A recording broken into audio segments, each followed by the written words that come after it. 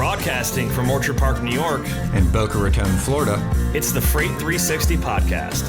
From freight broker sales tips to sports talk, this podcast is all about helping you grow as a freight broker.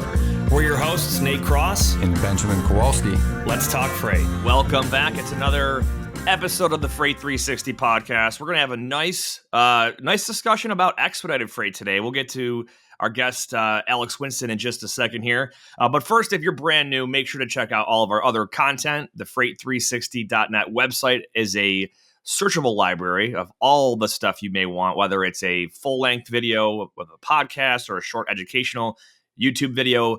If you're more of the reading type, we've got the blogs in there with embedded videos. If you want to switch back and forth, there's also a full-length training option that we did in conjunction with DAT called the Freight Broker Basics course. Check that out if you want to go that route. And make sure to share us with your friends. Leave us comments. We got some good old hate mail and the YouTube comments that we'll hit on in our Q&A section that comes out next Tuesday. So stay tuned for that. But yeah, we're going to get into it here shortly. Ben, how you doing, man? How's the end of summer, beginning of fall going in Florida? It is very nice and a very welcome change. Awesome. And we're going to introduce our guest here, Mr. Alex Winston with Expedite All. Alex, welcome to the show, man. How are you? I am good, Nate. It's good to be with you. Good to see you again. Yeah. So for those who don't know you or your company, just real quick, give us a little rundown on who you are, what you do, and then we'll break down in more detail your company later on. But just a quick intro. Okay. So I'm Alex Winston. I'm the president of Expedite All. And we do Expedite or small truckload, and that is long-haul freight in sprinter vans and box trucks and some straight trucks as well. Awesome. Well, glad to have you on. There's we're going to break down Expedite in more detail in a bit here, but first we'll get into some sports. As always, I got to talk about my Buffalo Bills really quick. I went to the game Monday night here in Orchard Park, and I got to say, that stadium never stopped going nuts. All right, 47-10 final. But instead of talking about the Bills so much, I did want to give a quick funny story. So my brother-in-law works for Delaware North. They do a lot of the concessions and whatnot. So the seats the box right behind our seats happens to be the Delaware North club suite box, whatever. And they hosted the Jacksonville Jaguars executive team. So I met the COO of the Jaguars during the third and fourth quarter, and let's just say, I got to find this. I got to read this off to you. So, this is a text from someone else's eyewitness account, but I can attest that this is true. So, the Delaware North's executive team Jaguars executive team was at the Delaware North suite last night negotiating an extension at their stadium. At the end of the first drive, the COO asked for a glass of wine. At the end of the second drive, he asked for a refill. At halftime, he asked for a scotch, and then he had two more before the end of the game. And at the end of the game, he said, "It's a dry flight home, and I'm not flying home even remotely sober. I need more scotch." So everyone sat there watching him drink. Yeah, another scotch. His fourth scotch in 90 minutes. And when I was up there, it was these two guys. Literally within like 20 minutes, they had two scotches. And I was like, okay, one of those rough nights. But it's kind of cool to kick it with the opponents because they were just miserable. But great game, good atmosphere. Ben, you're 3-0 as a Pittsburgh. That we are. And we can't pass over the fact that it was absolutely your birthday as well. So it was a hell of a way to celebrate your birthday. So happy 41st, right? No, 37, man. 37. I'm not over the 40s hump yet. I know Alex, we talked about this last week in DC. What are you, 42, 41? You're adding a couple of years to me. I'm 40. 40. Okay. Yeah. Ben, I'm still 37, man. I got my youth. A lot of energy.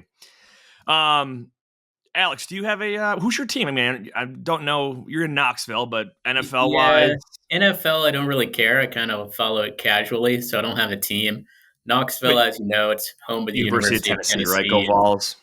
I'm a alumnus of the University of Tennessee, so I do follow it, and they're pretty good this year. So it's been an exciting year so far. They're undefeated. They're in the top 5, and it's. What do you think about the 12-team playoff format this year? Expanded playoff actually gives us a shot to make the playoff, even if we can't beat teams like Georgia or Alabama, right? So we play those two teams every year, and they're always really good. So this year is an opportunity, I think, for Tennessee to finally get some meaningful postseason action, which you don't see a lot of meaningful postseason action in college football, but that's changing this year. I'm pretty excited about it. Yeah.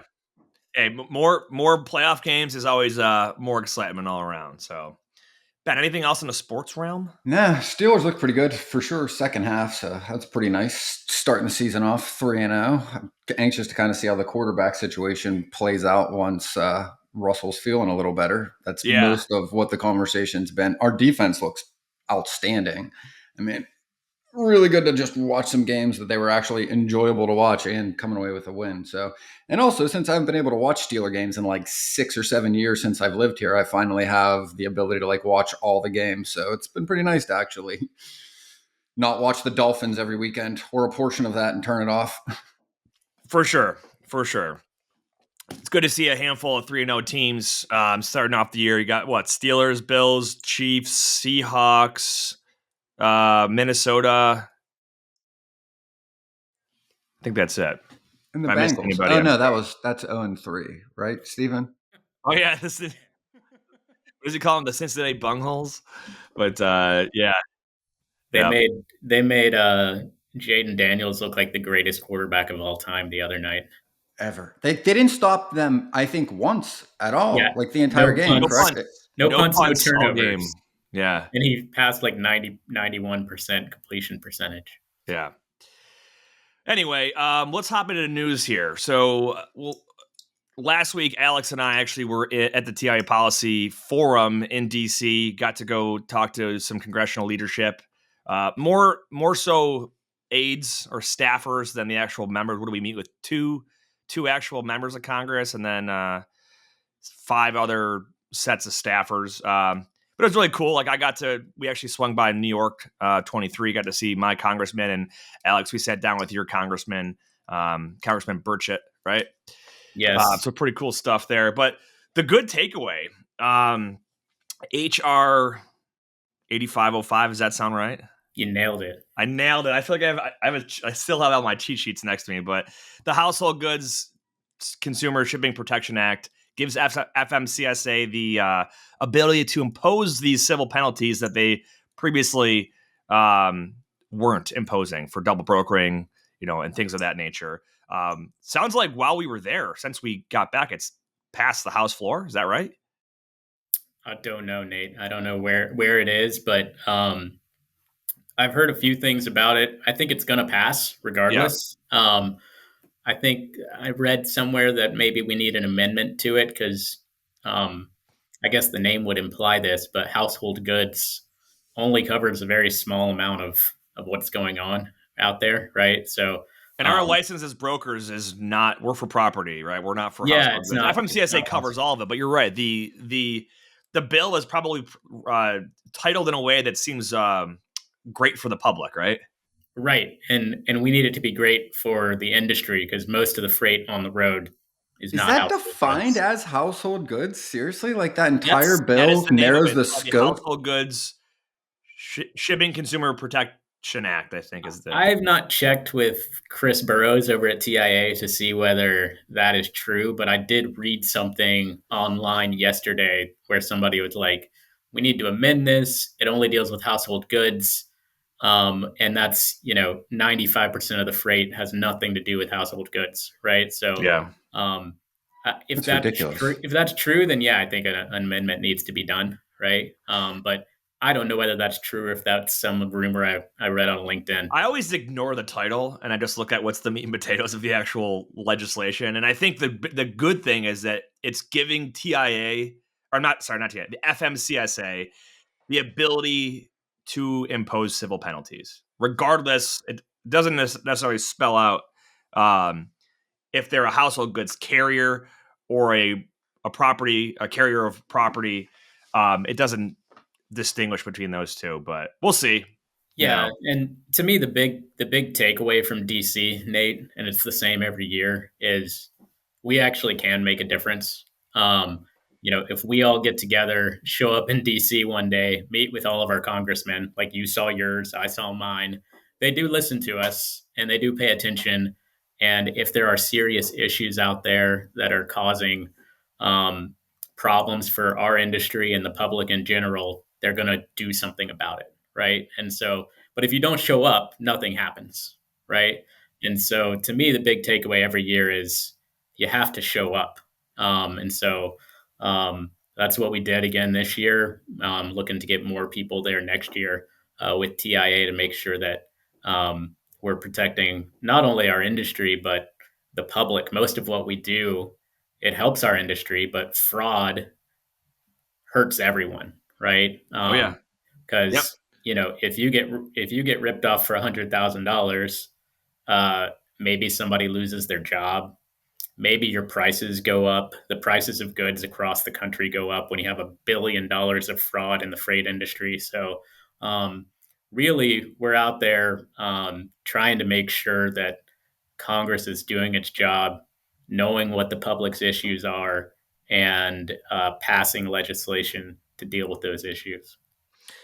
Yeah, and to echo that, or to add on, this is the third year in a row that I've gone, and the first year, like, they had no idea what a freight broker was. They're like, a what?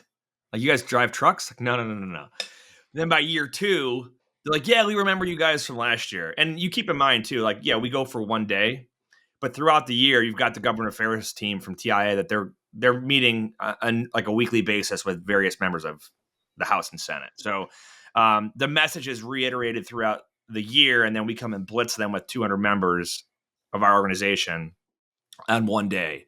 So by this year, year 3, it was really, really good. I think it'll go continue to improve every single year. The other thing I want to add in, and this came out, so this would have been, Chris Burrows sent this out yesterday. The CT pilot program was approved, which is going to allow, what is it? Allows for 10 U.S. DOT licensed freight brokers to participate in the CTPAT program, which will hopefully eventually open up to full enrollment for all members. So that's the something counterterrorism. It's a certification that motor carriers were able to get previously, that I believe if you wanted to, if there's certain freight you want to haul, federal or government freight, you have to be a CTPAT motor carrier, but the broker just never had the ability to go through that certification program. So now that's a good thing. He also added in HR 8505. That is your Household Goods Shipping Consumers Protection Act. It's let's see. The bipartisan TA supported fraud legislation takes steps. Yeah, okay. So I don't know if it actually made any progress, but they're just kind of reiterating that it's making waves. So we'll see what happens there. But yeah, good stuff. That's the news update. Strike looks imminent. Oh yeah, we can't skip over the port strike. I didn't even look at any recent news on it today, but basically they're saying like brace for impact. It's kind of what it sounds like, to say the least. And I'm curious, Ben. You've done work with. I work with most of those companies. Yeah. Every single time that happens. Like in the previous. What does your experience tell you to think about this? Is it going to be like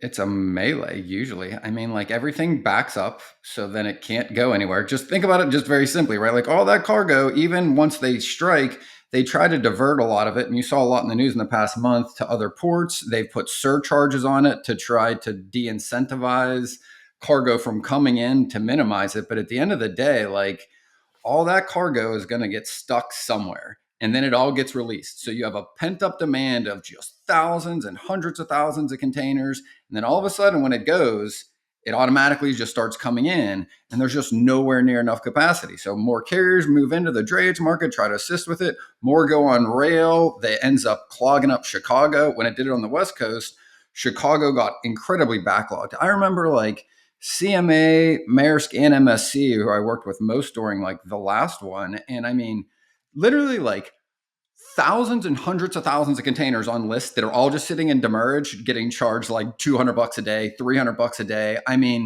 The amount of money that it costs right? Because of those directly incurred by one, the economy and these companies because of just lost business. Like it is astronomical. And then again, good news from the trucking side because we get to benefit in some way because like there's increased business. And when you got that much of a cost for not being able to move it, all of a sudden it makes sense to start paying truckers what they're worth to get these out. So most of them end up being like a boon for drayage and our industry once they do release, some for months. I mean, like at the end of the pandemic, I mean, literally we were moving as many containers as we could from rail to rail in Chicago. I probably had 5 or 6 carriers and 50, 60 drivers a day just running containers from one side to the other. And the list was literally never ending for like months. Just as many as you can move, they were sending them. And again, not like obscene rates, but for sure, I would say 50%, 60%, maybe double what they normally would pay because they needed to get them out. And then in addition to that, all the carriers' yards are all full with containers because I got to get them out of the rails. I got to get them out of the ports. So they're getting all drayed to local yards. They're charging storage. They get to make some more money. Like I think it, again, is not great for the economy, isn't something I would want to happen, but I do think our industry benefits by solving the problem we didn't create.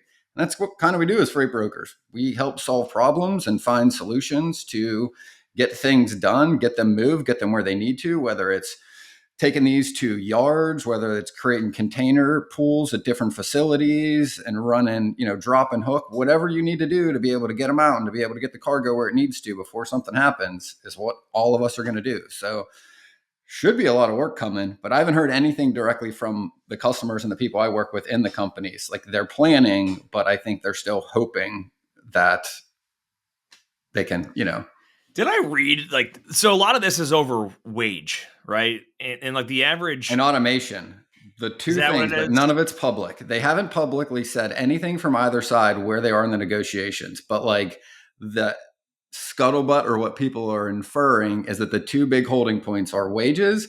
I've read that people have said the unions want like a 75% increase in their salaries over their average salary is like years. $200,000 right now, right? Wow.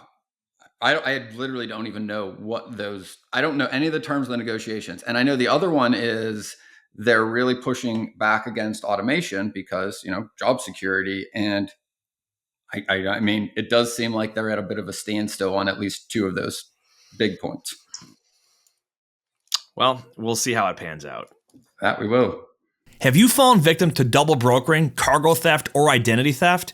QuickScope stands out as the only load-level fraud protection tool available today. Unlike any other solution on the market, QuickScope is deployed post-agreement between shippers or brokers and carriers. Shippers can rest assured that their cargo remains secure. Brokers can confidently confirm the identity of the individuals on site for pickup, and carriers can trust that they'll receive timely payment. Start your free trial with QuickScope today by visiting them online at quickscope.com. That's QUIKSKOPE.com. Blue Book Services is the resource you need if you're transporting fresh produce or lumber. Their online databases contain thousands of companies throughout the produce and lumber industry supply chains. You can easily search their databases to generate new sales leads. Blue Book's credit ratings help you avoid companies with high credit risk, and their team can help resolve disputed loads. To learn more, go to producebluebook.com or lumberbluebook.com and click Join Today. Steven had a nice little thing in here. 1 day of strike equals 5 to 10 days of backups. That's from Ryan Peterson at Flexport. That was his thread. 1 month could equal depression level shortages. That sounds pretty depressing and real sadistic, but we'll see. And then even if Biden wanted to, the Taft-Hartley Act wouldn't have enough time to stop a strike before it started, and 70% of GDP flows through the effective ports.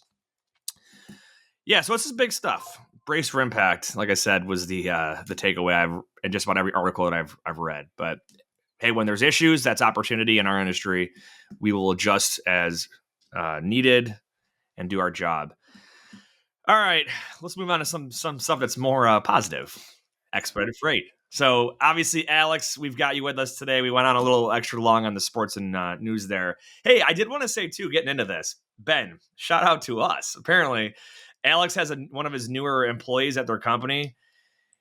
He has allowed his employee to watch YouTube videos during the day as long as they're Freight 360 and educational. So, what was the story Yeah. on that one? You're like, No, you walked up and he's watching I something or walked up whatever? behind a trainee, right? And he's watching YouTube. So I'm not too happy about it. And I check out the video and it's Nate. And I was like, oh, yeah, you can watch that. That's fine. Love it. That's funny. Cool. Well, we'll get into it. So, expedited freight. Let's start at the 101 level, and then we'll kind of get into what Expedite All does. Spoiler alert: great company. We're a customer of yours, and I believe Ben, your brokerage. I don't know if you guys got set up yet, but I know we're trying to get you in that direction. Let's talk about expedite. What is it? It's a term that people think different things when they hear it, and it's kind of like the word hot shot. Like you might think one thing, but it might be something different to somebody else. Let's talk about that part of the industry, Alex. What would you consider the expedite world? So expedite, in my mind, is going to be any freight that needs to move on a small vehicle dedicated to that freight alone, right? Not co-loaded. And so it's going to be freight that moves in sprinter vans or box trucks or straight trucks and does not, it basically is contracted not to have that truck go anywhere else except directly from point A to point B. And so some people call it expedite. I like to call it small truckload because it's like a full truck, but a smaller truck, right? And also expedite has that connotation of being fast, just the word expedite. Um, and so you think of it as like emergency pickups or rescues or whatever. But we do it slow as well if you want to do it slow, meaning it can be scheduled, right? We can do it next week if you want to do it next week rather than, hey, I need an ASAP pickup right now. Because expedite to me has that connotation of speed and emergency and rescue. And it doesn't have to be that way. It can be something that's scheduled too. I like that term, small truckload. I have not heard that one used regularly. You're right, though. That expedite tends to have that connotation of being fast. When the reality is, it's just some customers don't want their freight partialed up with another customer shipment, or they don't want it moved to LTL, where it's going to sling across a dock 4 times and get punctured by an 18-year-old forklift driver. So when you have a dedicated small truck like a sprinter van or a box truck or a straight truck, your shipment is the only one on that vehicle, and boom, you're off to the races. Whether it's fast or scheduled ahead of time and just a standard regular shipment time. For So 101, Alex, can you define like, okay, either maybe some commodities or the sizes that you tend to see, number of pallets, so that people can kind of keep in the back of their mind, like, okay, at what size and what types of freight would I be looking at that would be a good fit for this option? Yeah, I mean, so it can be almost any commodity, right? And the sizes are going to depend on what that load looks like. Anything that would fit in a straight truck or smaller, right, tends to be categorized as expedite if it needs to go quickly, or if it's just needs to go in its own truck, right? So like I said, we do sprinter/cargo vans, and those usually hold 2 to 3 pallets and up to 3,000, 3,500 pounds. We do box trucks, usually up to 6 pallets. And the weight there is usually about 3,500 pounds, sometimes 4,000 pounds. And then a straight truck is a dock high truck that's basically like half the size of a semi, right? And those are going to be able to typically hold up to 10 to 12,000 pounds and up to 14 pallets, right? And so, we speak in pallets, but we do, loose items as well and equipment and that kind of stuff. But those are the general things that, or the general dimensions and capacities that we look at is up to 12 or 14 pallets, up to about 10,000 pounds. And then we'll get you the right size truck depending on what your freight looks like, right? do you ever hear anyone still use the phrase bread truck? Is that a thing? Um, I mean, I just heard it from you, Nate, but It's I more, don't. I'm trying to think. This is probably going back like 15 years. The bread truck reminds me of like a box truck It's like, your old bread delivery trucks. People Yeah. just call them a bread truck. Box truck with a roll up door that just does a milk run, right? Yeah, Taking exactly. bread to But no, different that's good. restaurants. That's good to kind of break that down at a one-on-one level, because I just want to kind of talk about the opportunity side of it. If you have a customer that, if all you know is full truckload and they say, well, I've got a few pallets, and you might immediately think, oh, it's LTL. And the reality is we have talked about the different options besides just LTL and different conversations, but you do have a lot of different options when it comes to moving smaller shipments. And it all depends on availability of equipment. It depends on the sensitivity to price versus speed versus a mix of the two. I have seen customers that will literally dedicate an entire truckload to a partial or a small truckload shipment, right? And there's really no need to do that if you can get a smaller truck available, which will save you on cost, fuel, etc. But you could dedicate a full truckload to a small shipment. You could LTL it, which means you're gonna put it on a truck that might have 20 shipments on it, or 10 or whatever. You could partial it, which you could have it on a full truckload that's got 2 or 3 shipments on it, or you could go expedite, which is what we're talking about here, which would be a dedicated smaller truck. And one of Yeah, the things that people oftentimes don't think about is that the regulations that Class 8 trucks are subject to don't apply to all of these smaller equipments because a lot of it's based on your gross weight. Alex, do you happen to know off the top of your head where, like, what specifically, what, like, roadside inspections, for example, right? But what are the regulations when vetting a carrier that's maybe a Sprinter van or whatnot that are going to grossly differ from a Class 8 full truck? yeah. So generally, in freight brokerage, compliance is worried about all the FMCSA requirements that carriers have to keep up with, right? And the weird thing about this niche of expedite is these vehicles do not have FMCSA regulations over them, right? So the FMCSA Act is not going to apply to vehicles that are less than 10,001 pounds gross vehicle weight, which is pretty much all Sprinter vans, Yeah, and a good number of box trucks as well.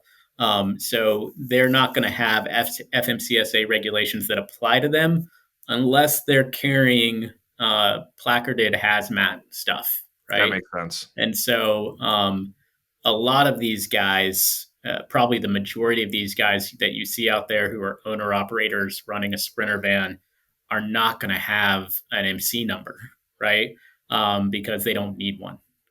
So that is one, interesting kind of thing about our niche is like you end up with a lot of unregulated vehicles. And so one challenge we have is to vet unregulated vehicles, right? How do you vet these guys and make sure that they're doing the things they're supposed to do when you don't have the standard, checklist of red flags that come up with a normal carrier, right? Where you can you can even just look at FMCSA's website and find out a lot of things, right? But you can plug into some of your vetting softwares out there, and seems to be a growing number of those, and learn a Yeah. whole lot. Doesn't really work with these expedite vehicles all the time. So that's one of the challenges that we have and that we've taken head on. Yeah, so I can speak from experience on that one. So my company, Pierce Worldwide Logistics, we use Highway. Highway is great in my opinion when it comes to full truckload vetting and onboarding. It does its job very, very well.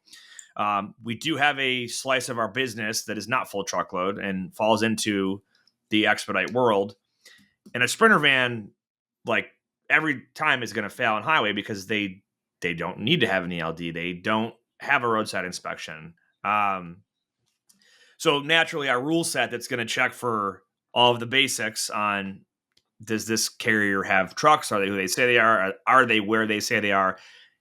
It's great. Like I said, it's great for full truckload, but you're trying to squeeze a square peg into a round hole when you look at a Sprinter van and a full truckload vetting tool. I've even seen it as far as other vetting tools that have damaged the reputation of a smaller carrier by giving them we'll just say like an F rating. I won't say which providers, but because the rule set is designed for full truckload, and it makes the carrier look bad because they don't fit X, Y, and Z criteria. So, Alex, I think a great segue here is what is Expedite All? What do you guys do, and how are you solving these challenges for brokers like myself who use you? So we're providing capacity in Sprinter vans and box trucks. We have about 7,300 of them in our network right now.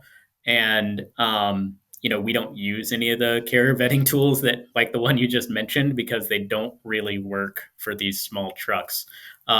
So what we actually do is we get to know the individual driver, right?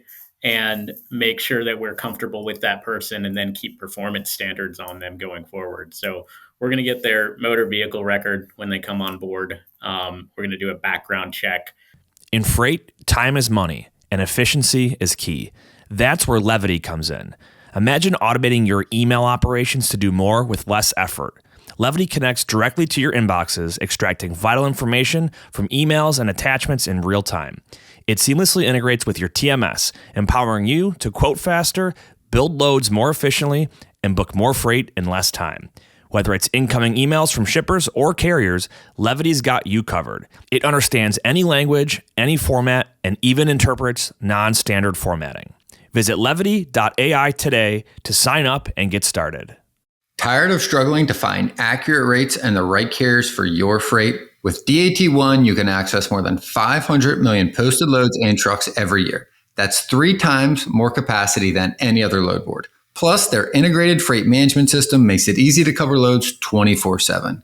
They have the most trusted network of carriers, brokers, and shippers in the country. You'll get real-time rates on every lane, so you know exactly how much a shipment will cost before you commit to it.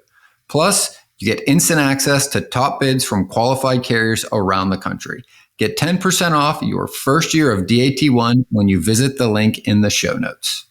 And we're also going to make them download an app on their phone that tells us where they are all the time, right? So that we can't be misled about location and where our capacity is all the time, right? And so, I think you guys have seen kind of what the customer-facing side of our app looks like, and can vouch for, okay, they know where all their trucks are and who their people are and what their capabilities are. But we constantly add to the network, and we constantly kick people out of the network if they're not meeting performance standards. And, the latest weekly report I got for on-time percentage was 99.5% plus for both pickup and delivery on-time percentage. And part of the reason why we're able to stay over 99% every week on time is because we're vetting these guys in our own way, and we know where they are all the time, and there is no chance for them to mislead us about what time they can pick up, where they are, where they've been, how much they've been working lately. We know all those things. It's not that we've never had somebody in our network do the wrong thing, right? But when it happens, we're able to get them out of the network. So to give you an example, we caught somebody partialing a load one time recently, and we're able to see that because we know where he is, right? Mm-hmm. And if he's making a detour, we can tell, and then we can do further research about what's he telling us, and can we verify it. And so if somebody does something they're not supposed to in our network, they get kicked out, and that's how we're able to keep those percentages really high. And it's just our vetting process is totally independent of any of the things that you would see a normal broker use. We basically take it as we have to get to know this person really well and get comfortable that they're going to be honest with us. And I think that's huge, right? Because I think that's really a lot of the value, again, in brokerages that do that well. They care enough about the carriers as much as they do the customers. They spend enough time talking with the carriers to understand what they need, right? Because I think most of those things that end up, biting you in the ass, like, are because you just genuinely didn't have enough conversations, you didn't pay enough attention, and you didn't ask enough, right? Like the common one that Dean brought up when he's on a show always is like, how many brokers ask when they're talking to a dispatcher, hey, is your driver fresh on hours, right? Like, and you just assume that they're picking up a load at 6 o'clock at night, but like you never even just thought to ask that question, right? Like they'll probably tell you the honest answer. You just assumed and operated, and then they're late, and it's not their fault. It's probably your fault for not taking the time to do those.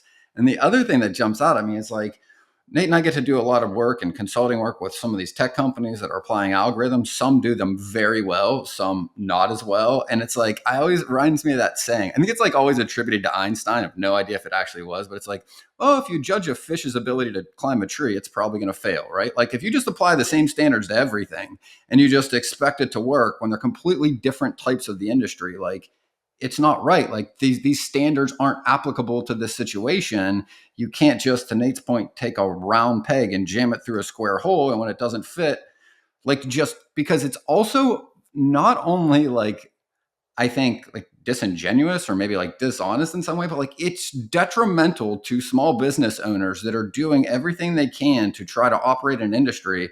And they're held to this literally unfair standard that doesn't apply to them because companies aren't taking the time to break them out of the segment of the industry they're in and just differentiating, right? Like to just apply an F rating to a company that doesn't meet that standards, that isn't literally like, it's not like this isn't public information. You should very well know if you're a carrier vetting tool, which carriers are applicable to which standards and which aren't.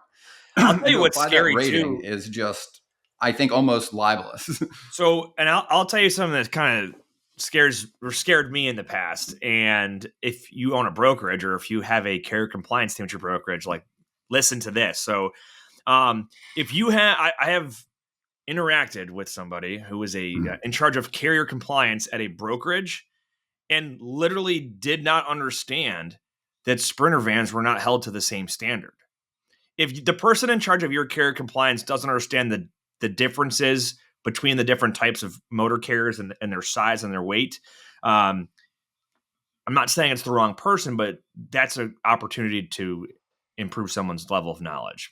No one knows everything. We can all learn something new every single day, but it's kind of like, if you are super good at refrigerated freight and then maybe you're not an expert in open deck and there's some stuff to learn there. So as your company grows and you have a more diversified book of business or Rolodex of customers and types of freight that you're moving, if you get into this expedited smaller truckload industry, it's important for the folks that are involved in every step of the process to understand where it might be different. So yeah, just wanted to add that in there. And also, Ben, your comment about a fish climbing a tree, it reminded me to us in the green room talking about Alex's dry humor of the bear that was hiding in the tree. No, elephant in the tree. Is that what it was? Yeah. It was, why do you never see elephants hiding in trees? Because they're good at it, right? I've heard that one. I like that. Yeah. But anyway, yes, very, very valid point. The other thing too is I want to hit on like the whole load board, the risk that a lot of folks face by trying to just find capacity blindly through load boards. Load boards are great and they serve a purpose. And when you're a brand new freight broker, you don't have any relationships yet, and it's oftentimes gonna start through a cold start, right? Whether it's through a cold call to a carrier to introduce yourself, or a carrier calls you to introduce themselves, or a dispatcher introduces you, or it's through a load board. So I'm curious, Alex, what is your take on the danger with load boards, and kind of a mitigation by utilizing a partner like you guys to sift through and, obviously we just talked through your vetting process, but take us through that part of it. Yeah, well, I think for new brokers, probably the last 18 months has been the most risky time to ever be a new broker in the United States, because there is so much fraud out there. There are bad actors on load boards. There are good MCs being stolen or purchased, right, by bad actors. And, the typical vetting 101 that has worked for decades doesn't. You mean my gut, Alex? You mean my gut isn't good enough anymore? Like I can't feel and He seems like a hear good when guy. someone. He Yeah, just seemed yeah. like a great person. I had this conversation with somebody like 2 days ago, and I'm like, okay, like kind of makes my stomach turn when somebody like genuinely believes that that's going to protect them. And the tough thing is, like, there are good MCs out there, right, with good track records that get compromised, right? That's And the biggest one, right? And um, because there was a company like 2 days ago I was talking to, they're like, oh, well, we're going to be able to verify driver's license and all these things. I'm like, I got it. Like, but the problem is like that company can still be legitimate. The carriers are still legitimate. They've done nothing wrong. One dispatcher accidentally clicks a phishing email because of poor, internet hygiene is what Erica called it, right? Like being able to actually do the things you got to do to protect yourself. Now they got your DAT, your DAT login, or they get your FMCSA pin and they go and change the phone number at the original database. And there isn't anything that's going to be able to find that yeah, in some and it cases. is, and it is hard when you're new not to be desperate to get freight, right? And cover freight, right? And so, because you need money, right? You need that margin, and it is so. Like I said, the last 18 months have been a nightmare for new brokers who don't have those relationships.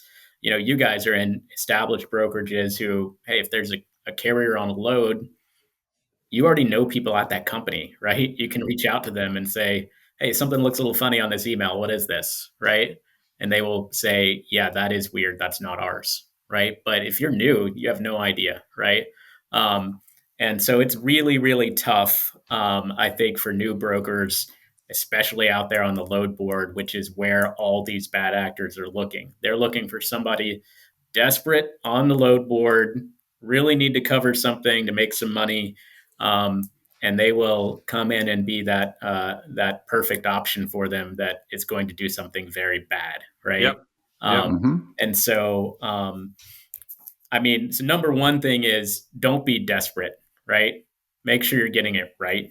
Um, if you're desperate, then this is probably not the right time to get into this industry, right?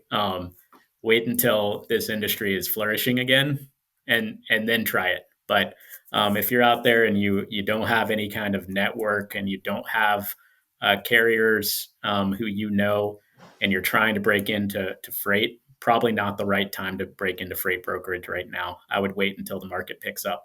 I think I saw a stat. It was like the average new entrant right now into brokerage is taking them like 6 months, I think, before they can say like this is going to work. The majority fell well before that. Yeah. And you can see it in the numbers. I don't know who publishes these numbers, but every once in a while you'll see the numbers of like broker authorities added or lost. And it's Brush just Pass does that. Yeah, Kevin Hill from Brush Pass does it. We've seen I think even Dean has released a bunch of data analytics from DAT on entrance and exits. But yeah. Well, and here's what's made it even more difficult. And I started a new brokerage this year, and I've literally been going through some of this, right? And I mean, to your point, like you're going to be the biggest target because you've got no credit. So it's apparent that you're new just looking at your load posting, right? And then the other one, which is a whole other hurdle we're going to be talking about in a future episode, right, is factoring companies are aware of this risk. So they're backing up the goal line, if you will, and making it harder to even get approved. Like a few years ago, like you could get on board with Triumph, for instance, and after a few months, like you could get access to their carrier network. Now, like the major factoring companies, OTR, Triumph, and RTS, they went 9 months or a year, right, before you're going to access their network. And yes, lots of carriers have smaller factoring companies, but a lot of them are backed by those larger ones. So they're almost like affiliates and they still work off that same system. And again, it's just another level of friction where trust and vetting and what you guys do is incredibly valuable to be able to lean on to your work and what you guys do, speaking to carriers, having these hands-on conversations, following up on diligence for what they're doing or not doing, and making sure you're staying on top of that. Like there's an incredible amount of value in that. In addition to the fact that like it is really hard to get a straight truck, box truck, or Sprinter van off of any load board historically. Like we all just used to use Selectus, but like you can't even get that as a broker. You need an asset MC to even access that one. And like brokers don't even have the ability to do that. Like I think you guys are seriously probably the best option to being able to break into this space because there are lots of commodities and sides of the industry where you could lean on your brokerage, right, and have an agreement with you guys and prospect freight forwarders, for instance, that move lots of smaller cargo in and out of airports and smaller areas constantly. Like, that is a great way to start getting your foot in here without taking substantial risk, to your point, grabbing any carrier that happens to call you with an inability. Because some of the newer companies, like, they can't afford the tools that we talk about either, right? Like, even if highway can help in these scenarios, right, like, they can't foot that bill for $500-600 out of the gate, plus the load board, plus their TMS. And like, again, being able to work with you guys on more of a per load basis, like, I think that is a fantastic way for smaller brokers or new brokers to kind of enter the market, to be able to start learning it, getting some freight moved, working through the kinks, and really starting to understand the business. Yeah, and we do the same thing as far as credit checks, right? So it does make it hard for somebody new to get in. So, but of course, we'll always take prepay if you're willing to do it, right? But the nice thing about it is you don't have to worry about, we have zero fraud, theft, or double brokering within our network, right? And so, and I think the reason for that is because of the process of onboarding the driver. If you're a bad actor, you look at what we ask you to do and you just say, I don't think I'm so. going to go find an easier target, right? You go We find talk a about that all the target on the load time. board. I'm definitely not going to let you see my location on my phone right now, right?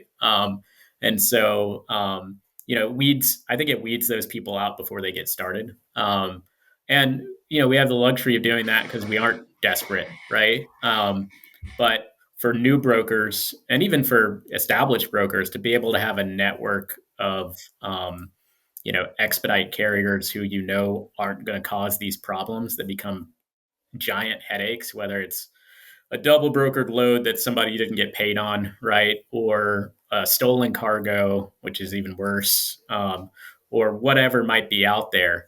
To know that you have reliable capacity that doesn't have bad actors infiltrating it, I think is really helpful, especially to a new broker who is the prime target on a load board, right? There's two things that I wanted to ask you too. One is, and I wanted you to be able to highlight this, is the other thing that is very difficult is, how do you quote this? The quoting tools, right, through DAT and TruckStop, which are primarily, I would say, the most used tools, right, to quote things. You can't quote any of the equipment that you just listed, right? You can't quote a That's Sprinter full van, truckload. Yeah. can't quote a straight truck. And again, if your customer's asking for that, again, it depends on the situation.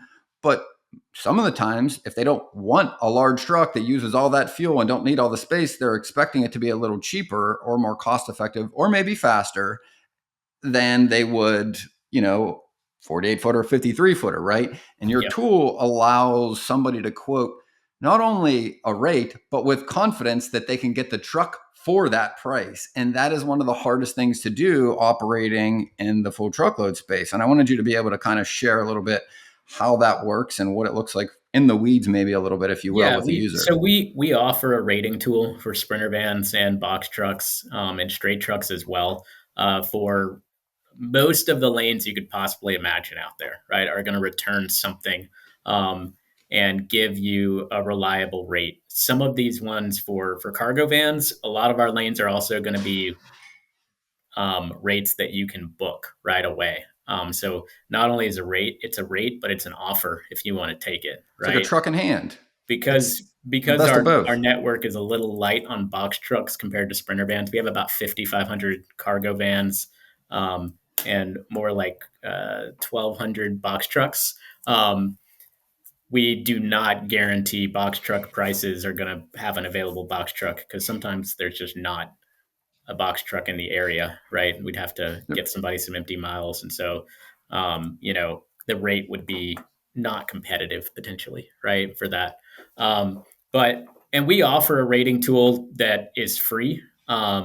Anyone can get a trial account to our software as long as they're, they have some sort of showing that they have authority to actually move freight. And they have an email address and a phone number and a name, right? And so I'm happy to give a free trial to anybody who wants to look into, hey, what are the rates for this? I even have customers who've looked up our rates hundreds of times and never booked a load with us, right? because they're just curious. Probably, am I getting ripped off by somebody else? Right? Hmm. Who I may like their service, but I want to make sure that that they're not pulling a fast one on me because this is not the main area I work in, right? And so we have customers who use us as a rate tool, and I'm fine with that, honestly, because someday I think they're gonna also give me freight. But our tools are free. If anybody's interested in using our tools, reach out to us on our website, or you can reach out to me directly. I'm on LinkedIn, pretty easy to find. And so that's probably the best way to get in touch with me for the first time. The other thing too, I wanted you to hopefully talk a little bit about is like, we get this question a lot from small to large brokers, like how do we do better at carrier utilization, right? And I think your business is a very good example of how you do that well, right? And that is, everybody knows if you're using trucks more often, it's better for the carrier, it's better for the broker, it's better for the shipper. There's more trust, you've got more history. But how and what do you guys do that allow you to build a network where you have better carrier utilization, right? How would you? Yeah, I mean, part of it is just the fact that we specialize, right? And so we always think about this kind of freight because it's the only thing we do. And our drivers know that it's the only thing we do, and that we are focused on them, and making sure that they stay happy, right? We also make it really easy to interact with us for those carriers as well. So, the what seems like a helpful vetting thing, having to be on our app and us knowing where you are all the time, also makes it really easy for us to match you with a load, right? Yes. Because if I know that you're in a spot that not many other people are in, and we have freight coming out of that spot, um, you know, you don't have to tell me, hey, I'm here. Let me know about this load. I already know you're there, right? And not only that, my customers know you're there. If you guys are on the platform, and you guys have seen our platform, there's a map where you can see all of the trucks that are near your pickup location.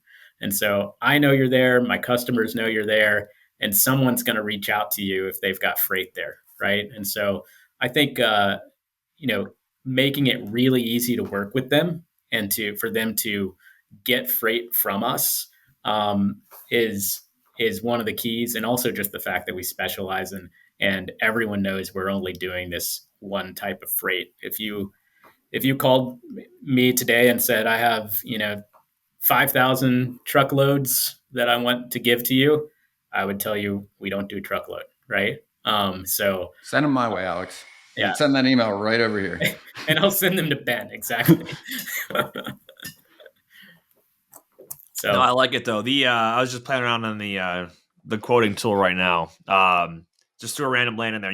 I love seeing on the map like where the actual, where these cargo vans are. But yeah, cool, good stuff. What else do we got in the Expedite world? Anything else you want to hit on with Expedite All? no, just if you're curious to learn more about Expedite, what we do, what kind of vetting processes you might have to do that are different. And then also, what kind of red flags we look for, and why the red flags you see on maybe like a highway or one of these others might not apply to an expedite carrier. There have been some articles out there about it, but I'm happy to talk to people about it as well. Like, how do you vet expedite? Happy to impart knowledge to new brokers anytime they want to know this stuff, or even old brokers who are getting into this expedite stuff because they have a customer who needs it. Always happy to talk about it. And so we've got more coming, more updates to our software. The platform that you're looking at, Nate, right now looks very different than it did a year ago, and much improved. And it's always going to be improving, and we'll be adding to that carrier network as well. Love it. I got a self-interested question, right? I know we've talked about this and I wanted you to share a little bit. I know you guys do provide some reefer LTL network. I know you're building that network, but I also know from just a broker's point of view, like the more freight you have, the easier it is to get more carriers into your network. So if more brokers can start feeding you more loads for reefer LTL, would that be helpful for you guys building out that network? Because that's one of the most common questions we get asked is, what do I do with these? It would be, but honestly, the amount of freight, and we don't call it reefer LTL, we call it reefer STL, small truckload, because it's not code loaded and it's not cross docked. Yeah. But that reefer STL is in high demand. And so we are adding drivers to that network as quickly as we can, because there is so much of it out there, and there is such a limited capacity of trucks for that type of freight as well.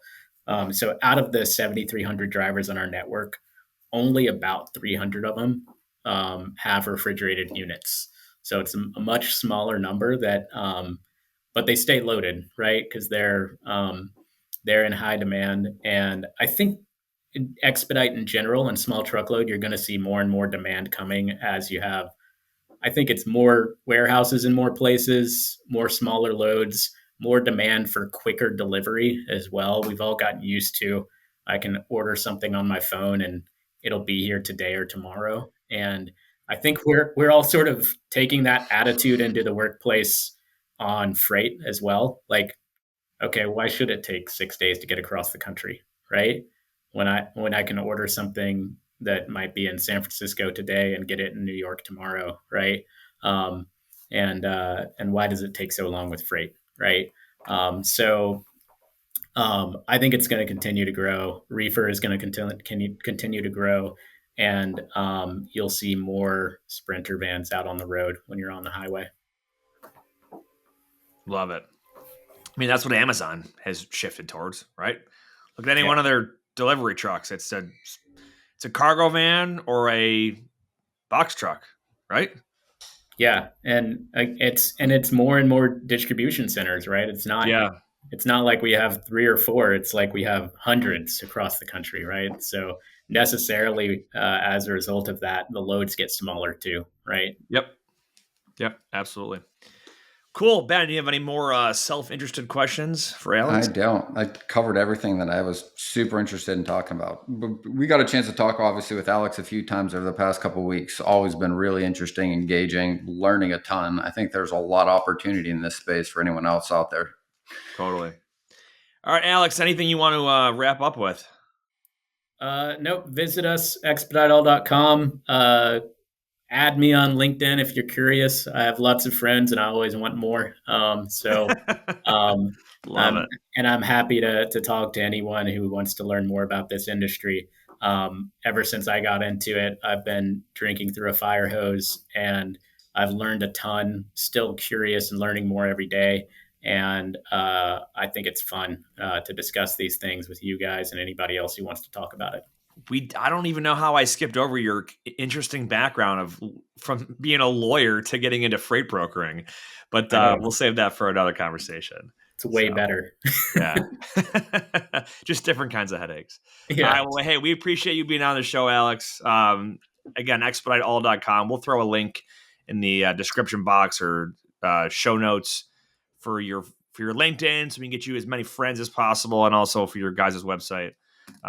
Ben, any final thoughts on your end or any closing thoughts here? Whether you believe you can or believe you can't, you're right. And until next time, go Bills. That wraps up this episode of Freight 360. Check out the show notes for links to anything that we've referenced on this episode. And make sure to visit us online at freight360.net to see our entire library of episodes, videos, blogs, and more. And make sure to check us out on Facebook and subscribe to our YouTube channel for daily and weekly tips and content. And if you'd like your question answered on the show, fill out the Contact Us form on our site, and we'll see you next week.